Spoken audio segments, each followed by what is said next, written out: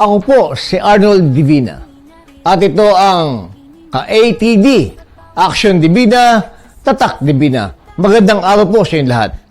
Alam niyo ba ang ating mga bagong polymer banknotes ay may tagong sekreto na pwede niyong makita mismo. Hindi lang basta makinis at matibay, kundi meron din itong special security effect. Ganito ang gagawin. Ikiling ang inyong 1,000 or 500 pesos polymer banknote sa kaliwa o kanan at mapapansin ninyo ang rolling bar effect. Isang gumugulong na linya sa numerong 1,000 o 500 na makikita sa kaliwang bahagi ng pera. Tandaan, tanging sa polymer series lamang ito makikita.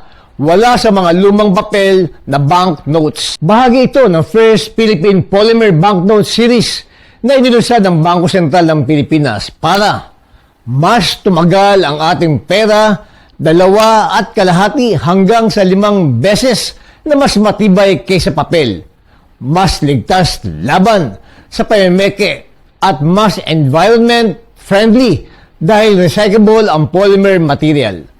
Para sa iba pang security features at dagdag kaalaman, bisitahin lamang ang opisyal na website ng BSP.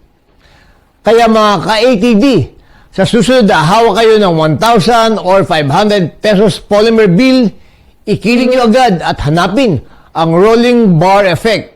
Isang simpleng paraan para masiguro na tunay ang inyong pera. Ako po si Arnold Divina at ito ang ATD, Action Divina, Tatak Divina.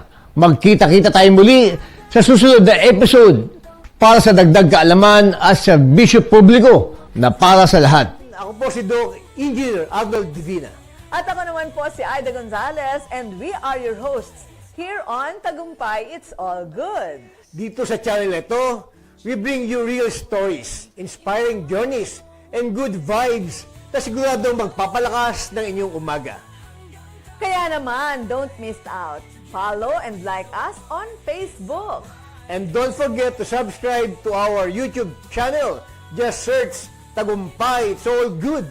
At syempre, share nyo na rin sa inyong pamilya, barkada at kapitbahay.